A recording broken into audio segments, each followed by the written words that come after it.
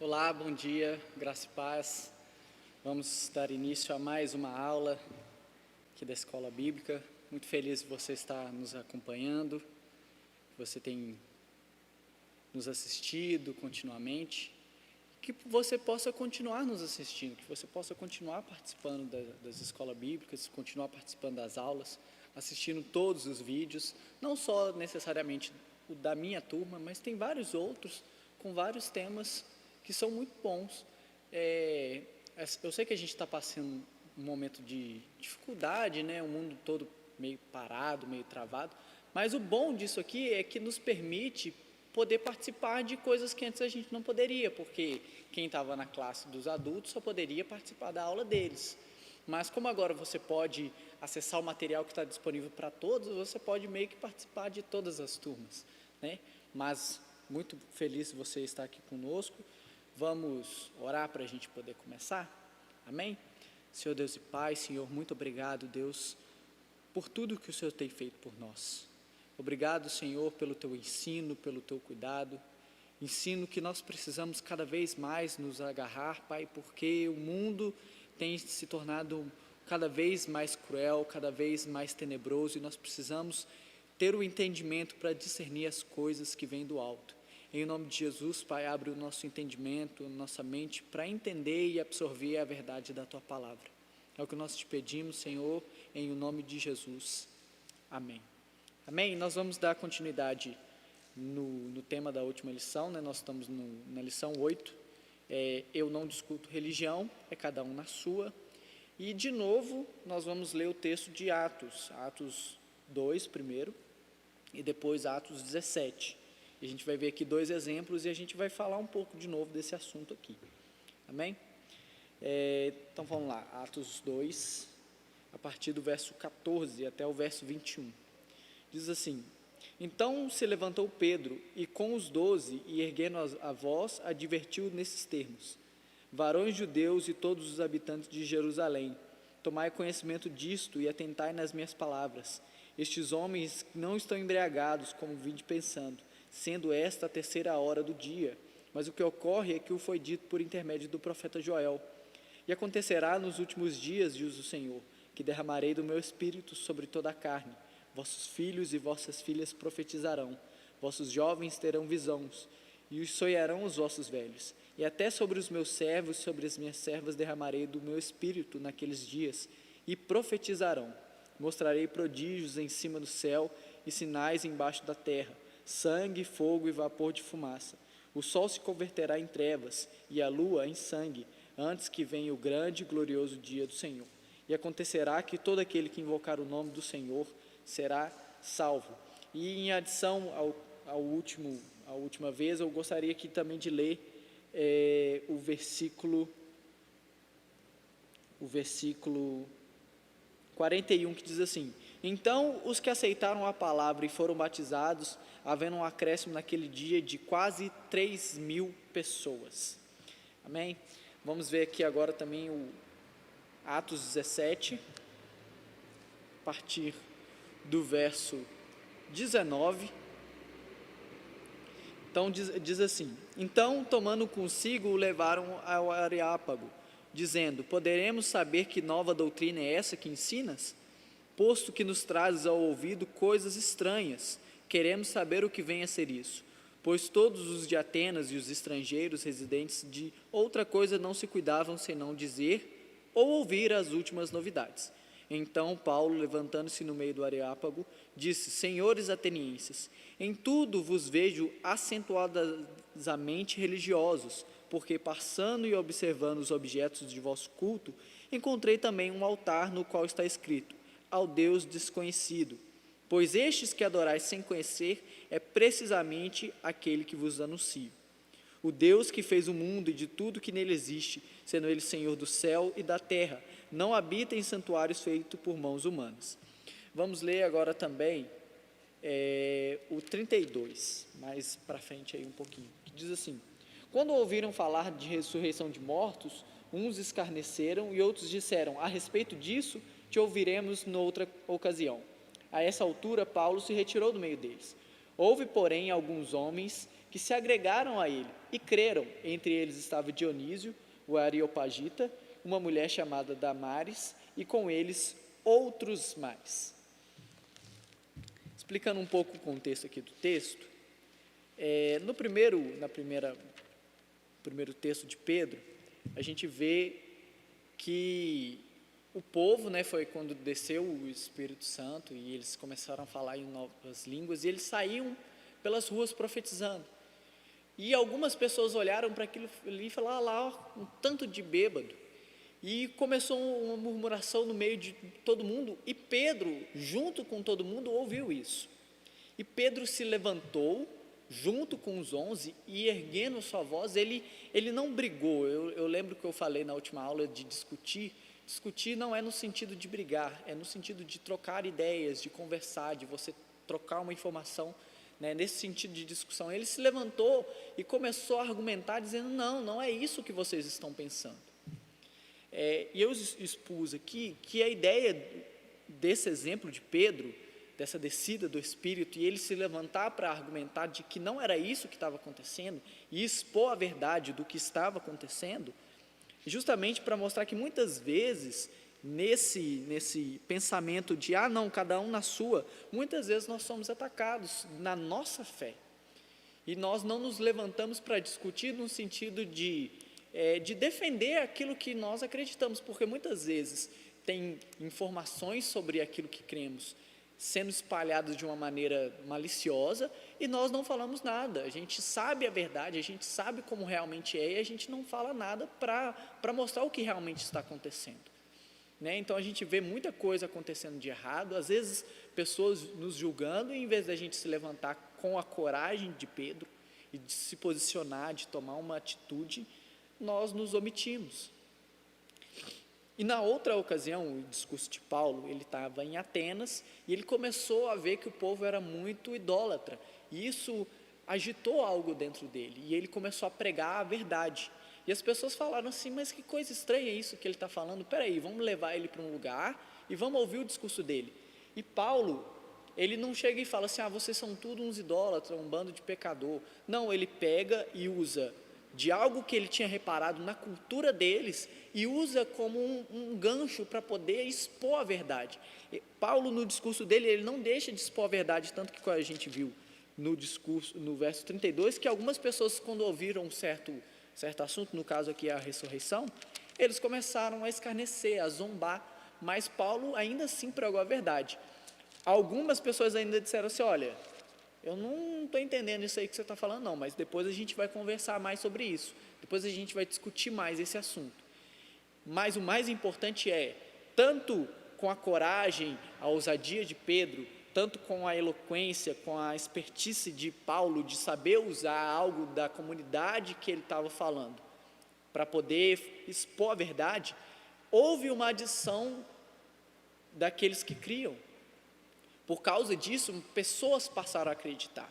E é justamente o propósito dessa lição, falar que nós não podemos nos omitir e expor a verdade, para que haja um acréscimo no reino, para que haja um acréscimo de pessoas que creem, porque foi isso que Jesus nos ordenou a fazer, não é? De pregar o Evangelho, e nós precisamos fazer isso. E essa mentalidade de não, cada um na sua religião, cada um no seu pensamento, atrapalha esse propósito de Cristo, de pregar o Evangelho. E aí eu separei na última aula, 3 pontos que eu elenquei aqui, que para mim, eles fazem parte de um princípio, e isso é um pouco do que a gente vai falar aqui, que é essencial ao cristão, que é fé, que está lá em Hebreus 11, nós vamos ler também, Hebreus no capítulo 11, que vai falar da descrição da fé.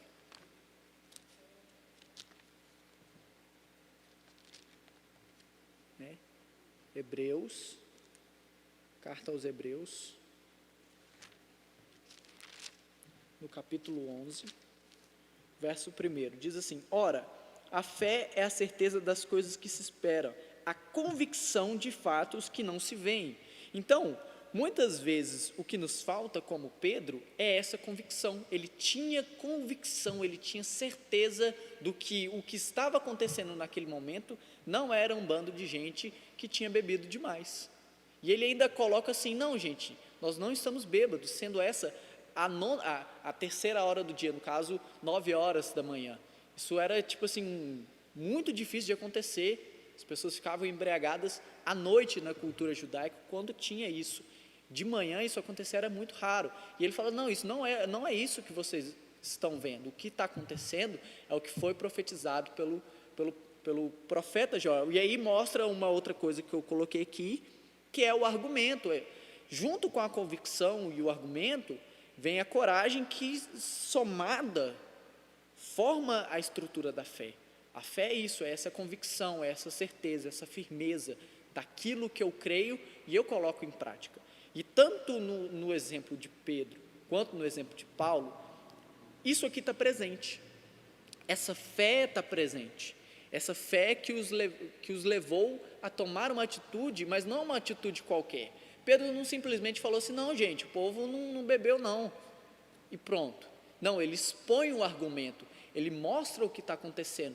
E houve uma adição daqueles que creram de quase 3.000 pessoas. E no caso de Paulo, não é considerando números, é só considerando que houve uma adição. Paulo também conseguiu isso. No meio daquele povo, ele conseguiu que pessoas o seguissem, pessoas o ouvissem novamente. Então, através disso, ele conseguiu mostrar a verdade. E aí nós entramos no ponto de por que então que nós nos deixamos contaminar com esse pensamento, que é um sintoma de como o mundo tem caminhado nessa era pós-moderna, de não, cada um na sua, o que mostra o quanto nós fomos infectados pelo politicamente correto, porque pelo medo da ofensa, não sei qual, independente de qual seja, nós nos omitimos, nós nos abstemos da verdade em prol de, não vou falar esse assunto, vai que o fulano não me entende e acha que eu estou falando mal. Não, isso vem por causa dessa contaminação na mente. Nós nos deixamos contaminar nos nossos pensamentos e por isso acontece. E aí o que nós precisamos? Nós precisamos de argumento, nós precisamos de convicção e dessa coragem, que não é uma coragem de fazer uma loucura, é uma coragem de romper do que o sistema tem nos mantido. É ir além daquilo que nós temos vivido como um sistema religioso. Não é isso. Ser cristão não é um sistema religioso, é mais do que isso. E aí eu falei na semana passada, então por que nos falta argumento? A nossa falta de argumentação, ela é decorrente da nossa falta de preparo. Por isso que às vezes nos falta convicção. Essas duas coisas estão muito atreladas. Por quê? E a nossa falta de preparo, ela não vem de outro lugar, senão da nossa culpa mesmo. Na época que essas pessoas falaram, como Pedro, como Paulo e vários outros, não tinha acesso à informação como nós temos hoje. Não existiam tantos livros, não existiam tantas pregações e videoaulas como nós temos aqui no YouTube, como é o caso do que nós estamos fazendo agora. Você pode acessar, mas a gente tem visto que, desde que começou as primeiras gravações das aulas para hoje, o número de visualizações caiu muito. Isso mostra o quê? Isso mostra que nós, como corpo, não temos interesse em aprender e por isso nos preparamos pouco, nos sentimos pouco convictos em expressar a verdade, porque sabemos pouco. As pessoas, elas nos ganham nos argumentos. Não sei você, mas se você for questionado por qualquer pessoa de qualquer outra fé, você vai ter argumento para se manter na sua fé? Tem um exemplo de uma fala de um muçulmano. Ele fala: olha, eu te dou 10 dos meus aqui que são comigo e você me dá 10 cristãos e a gente vê em um ano quem que continua firme, quem que continua crendo no que crê, porque nos falta essa convicção, porque nós não procuramos saber. As pessoas falam: vocês são intolerantes, vocês são isso, aquilo, outro, mas nós não reparamos que durante todo um período histórico, a igreja de Jesus contribuiu muito para as sociedades que nós temos hoje.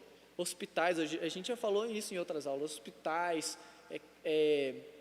creches, universidades, lares adotivos, tudo isso é algo que o cristianismo trouxe para a humanidade. E a gente não estuda isso, a gente não procura saber. A gente não procura saber, por exemplo, ter vários livros. Hoje nós temos vários livros, e a imprensa que surgiu para fazer o primeiro livro, né, não manuscrito, mas uma máquina, como nós temos hoje, que imprime várias tiragens, foi feita para produzir uma Bíblia. E quantas vezes nós lemos a Bíblia? Hoje nós temos muito acesso à informação, mas nós cada vez mais nos preparamos menos, porque nós nos habituamos a viver uma vida, um sistema religioso, uma vida religiosa programada, e não nos preparamos. Então a gente deixa o papel de se preparar para o pastor, ou para o professor, ou para o fulano, e eu não estou preparado. E aí, por essa falta de preparo, porque quando a gente vai estudar e a gente percebe o quanto que Cristo, através da sua igreja, modificou a humanidade, durante esse período, nós estamos no ano 2020, depois de Cristo. Ele foi um marco na história. A história garante a existência do nosso Senhor. Ela reconhece isso, e muitas vezes nós não nos cercamos desses argumentos e deixamos de fazer como Paulo. Paulo, ele usou um argumento lógico, ele usou um argumento daquilo que era comum para aquele povo, para poder expor a verdade, porque ele tinha argumento, porque ele tinha um preparo, ele tinha um conhecimento. E mesmo Pedro, quando ele vai expor para judeus, para pessoas que conheciam da lei, ele usa a própria lei, ele usa algo que ele conhecia bem, e o povo conhecia bem. Ele não simplesmente fala, não, o pessoal não bebeu, não é isso que está acontecendo. Ele fala, não, o que está acontecendo é o que o profeta profetizou, é isso que está acontecendo. E o povo se maravilhou, e o povo creu. E além disso, dessa nossa falta de argumentação, essa nossa falta de preparo, como eu falei, nós temos muitos livros bons.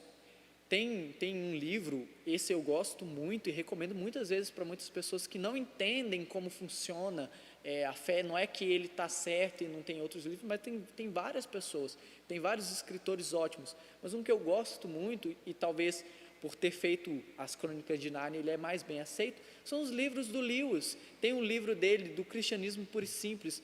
As pessoas leem e parece que tiram um véu dos olhos das pessoas para aquilo que é o cristianismo, porque o cristianismo, ele foi falado de tantas formas que as pessoas não sabem mais o que é e o que não é. E aí a gente consegue expor a verdade. Então tem livros bons, tem os livros, por exemplo, que eu gosto muito, eu tenho alguns, eu já emprestei para várias pessoas, do pastor Luciano Subirá. São livros ótimos, baratíssimos, que a gente consegue comprar super fácil e consegue ajudar a expor muita gente. Muitas pessoas têm dúvida, e às vezes ali está exatamente o que você pode sanar da dúvida da pessoa, mas a gente não se prepara. E aí, por não se preparar, nos falta essa convicção. E aí eu falei de coragem. Essa coragem, ela vem porque os fundamentos do cristianismo, ou eles estão mal posicionados, ou eles nem existem dentro de nós. Por quê? Porque, como eu falei, infelizmente nós fomos contaminados junto com o mundo com um pensamento pós-moderno, e a gente diluiu, como é o caso da pós-modernidade, né? Eles chamam de modernidade líquida, é algo que dilui, é algo que se esvai. Nós diluímos a verdade em várias outras coisas, de forma que o evangelho se tornou algo, desculpa a palavra, ralo.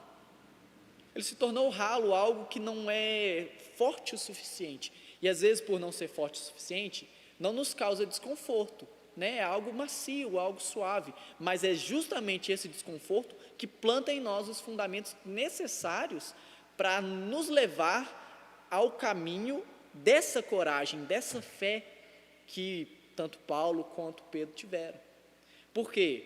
Porque se nós tivéssemos entendido fé como isso, não simplesmente porque a gente pensa assim, eu creio em Deus, eu sei que Ele existe, mas esse crer em Deus é algo que modifica o meu comportamento, ou é simplesmente algo que eu falo que creio, mas continuo fazendo tudo do mesmo jeito? Nós estamos muito assim, porque se nós tivéssemos os fundamentos daquilo que é a verdade, daquilo que é o evangelho no lugar certo, para construir a casa, esse edifício de Cristo em nós, nós teríamos tanto a convicção quanto a coragem necessária para romper desse sistema religioso e fazer o que Jesus mandou.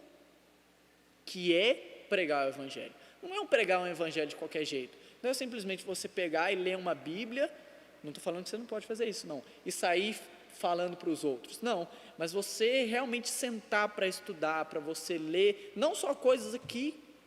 Aí a gente estuda muito a Bíblia, a gente sabe a Bíblia sim, a gente é PhD em Bíblia, mas aí fala assim, mas você já ouviu falar de fulano? Não, isso aí eu não sei não. Você já ouviu falar de ciência, já ouviu falar de biologia? E quando a gente vai estudar as matérias, a gente vê o toque de Deus em tudo. Aí você pega grandes filósofos que hoje são o que permeiam a nossa sociedade e a gente não sabe contra-argumentar, porque a gente pensa assim, eu não vou ler esse cara. E eu recomendo para as pessoas, não é que eu estou aqui recomendando que você leia, tá? Se você tiver preparo, se você tiver uma estrutura muito boa, os seus fundamentos estiverem no lugar correto, você pode ler e isso não vai te abalar. Mas tem muita gente que pensa assim, eu não vou estudar, por exemplo, Nietzsche, porque pensa, não, eu vou ler esse cara aqui, eu vou virar um ateu. A nossa fé é tão rala, foi tão diluída assim, a ponto de se eu ler um livro do fulano, eu já não creio mais. Os meus fundamentos são tão mal encaixados que minha fé pode ser abalada por tão pouco, sabe? Mas se a gente estudasse com a visão cristã, com o direcionamento do Espírito para isso, nós poderíamos mostrar para pessoas que seguem, mesmo sem perceber, as filosofias dessas pessoas. E a gente conseguiria mostrar a verdade. E aqui entra o ponto final, não é que todo mundo vai crer. Eu acredito que tanto no caso de Pedro quanto no caso de Paulo, muito mais pessoas ouviram o discurso. Mas não foi todo mundo que creu. Mas pessoas passaram a acreditar porque duas pessoas se levantaram, romperam de uma posição confortável e expuseram a verdade. Não de qualquer forma, de uma forma racional, de uma forma lógica, de uma forma com argumentos que ajudavam naquilo que eles estavam tentando passar. E não só isso, a sua própria vida, o próprio jeito deles de estar se colocando perante a fé que eles diziam ter, contribuiu para que pessoas acreditassem. Nem todo mundo vai acreditar, mas também não é o nosso papel que as pessoas acreditem. O nosso papel é expor a verdade e nós precisamos fazer isso. Amém? Então, eu não quero só falar aqui o que a gente tem que fazer, mas igual eu citei de alguns livros e tal, eu quero que você entenda que nós temos muito material para você ter o argumento necessário e uma vez, durante esse processo de absorver esse conhecimento, você criar dentro de você, com a ajuda de Deus, lógico, a gente não consegue fazer sozinho, mas você se dispuser para Deus, para Ele criar em você essa convicção, é essa convicção que nos leva a expor a verdade. Amém? Então, nós vamos encerrar aqui, mas pensando o seguinte, eu preciso sair desse pensamento, e eu preciso criar dentro de mim esses argumentos, essa convicção, que me leve ao lugar de expor a verdade, que me leve ao lugar de sair desse pensamento de não, eu não discuto religião, não discuto política, eu não discuto nada. Como eu falei, discutir no sentido de você conversar, tá? Não sai agredindo os outros, não. Não faz isso que não está na Bíblia. Mas discutir no sentido de eu vou conversar, eu vou te ouvir, você vai me ouvir, nós vamos expor as nossas ideias e com certeza, no momento que a gente faz isso, nós lançamos uma semente que o Espírito pode regar dentro do coração de outras pessoas. Amém? Então nós vamos fechar por aqui essa lição número 8. Espero você na próxima semana. A gente já vai entrar na lição número 9. Se você tem uma dúvida, se você tem algum comentário a fazer sobre esse assunto, tem o grupo da célula, tem o meu próprio WhatsApp pessoal. Você pode me mandar mensagem, igual algumas pessoas preferem mandar no privado do que no grupo, para não se expor, mas não tem problema. Mas manda sua mensagem, manda aquilo que você achou, que você pensou, que nós vamos conversar. Amém? É simplesmente para ver o que você está entendendo. Não é para cobrar nada, não. É só para ver aonde você está entendendo, o que você conseguiu absorver. Amém? Então, nós vamos fechar por aqui e nós nos encontramos, então, na semana que vem. Amém? Até lá.